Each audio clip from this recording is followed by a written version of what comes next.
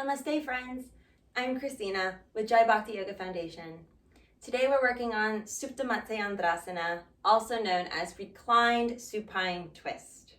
Before we begin, please make sure to subscribe to our YouTube channel below so you can continue to receive all of our daily tutorials and classes and workshops just for you.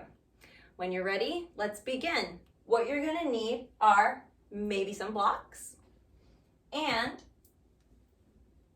your yoga blanket. If you don't have those, simply using a towel or also a couple of pillows is always welcome.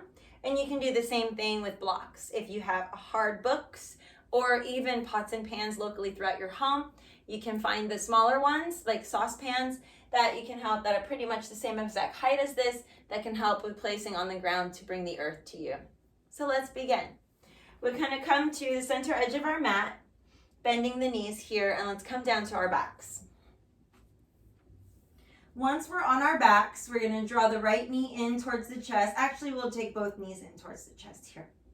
Now, for some practices, we have both knees and we come to one side. For other practices, we extend one leg, such as the left leg, for example, and I have my wall here so I can push my foot into the wall, which is nice and helpful. It gives me a sense of space and body awareness as the activity in my leg by pressing through my heel, keeping that left leg active. And then I'm going to take my right knee out away from the rib cage and towards my shoulder. From that space, I'm what's creating massaging the ascending colon through that right hip flexor. And then I'm going to take my left hand to my right knee and the right arm out by my side, or you can cactus the arm. From here, being very mindful of my lower back, I'm going to begin to twist over to the left. And for some, this is where you stay. For others, you might be able to go a little bit further. Be mindful that if you have a sciatica issue or any strenuous activity in the lower back that you might be feeling a little pinching or a sensation there, I would encourage you to not go any further than just the peak of that sensation. Once you feel it, back off and then allow yourself permission to rest here. You're ultimately going to be looking in the direction of the right for the opposite way that the knee is going. So for us, the gaze is to the right because we have the right knee going towards the left. Then you're relaxing your shoulder away from your face once you're comfortable. Also keep in mind, if you do have sensitivity through the lower back, that you might want to use that blanket. So I'm just going to come up real quick and bring my tools right within arm's length so I can show you. The blanket can come underneath, and I might roll it up in half to give myself some comfort behind my lower back. And then this will alleviate the stress I have here. My next option is to take that block at the third level height, so it's going to be the tallest height. And I'm going to place it underneath my knee, and I'm going to allow my knee to rest right there on that block.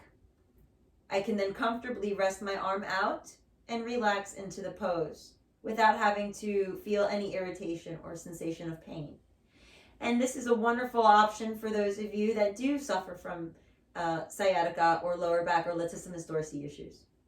Now the next option is to come back to center, please.